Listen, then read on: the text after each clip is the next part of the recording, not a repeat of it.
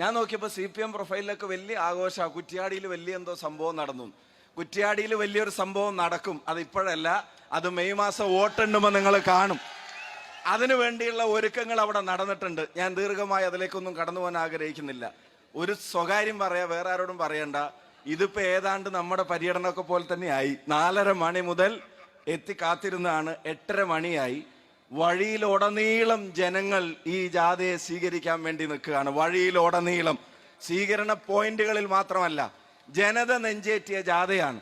ഞാൻ ആലോചിച്ച് കുറ്റ്യാടി പരിപാടിയുടെ ഒരു ചെറിയ സംഭവം ഇങ്ങനെ ഫേസ്ബുക്കിലിട്ട് തള്ളിമറിക്കാൻ മാത്രം CPMകാർക്ക് ഇപ്പം എന്താ പറ്റിയെന്ന്.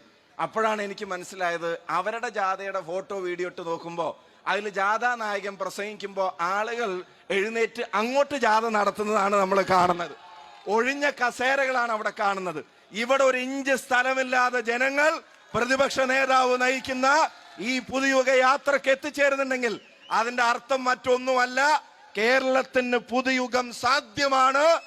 അത് സാധ്യമാക്കുമ്പോ ഈ ജനതയും തീരുമാനിക്കുന്നു അതിന് കൈവന്തിക്കാൻ കൊയിലാണ്ടിയിൽ നിന്ന് ഒരു UDFന്റെ MLA ഉണ്ടാകുമെന്ന് ഈ ജനത പ്രഖ്യാപിക്കുക.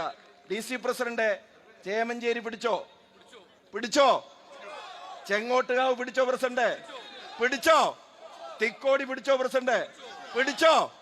മൂടാടിയും പിടിച്ചത് അത് മറ്റേ ഏർപ്പാടും കൊണ്ടാണ് ഇതിലെ കള്ളത്തരം.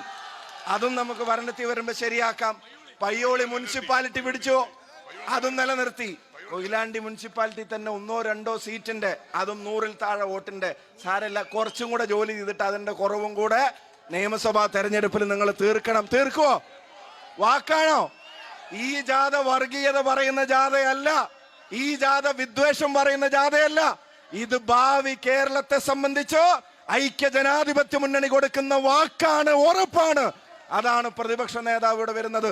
ഞാൻ അവസാനിപ്പിക്കുക, ബാക്കി നിങ്ങൾ നോക്കിക്കോളല്ലോ. ഒന്ന് നെഞ്ചിൽ കൈവച്ച് പറ, കൊയിലാണ്ടി പിടിച്ചെടുക്കൂലേ? ഉറപ്പല്ലേ?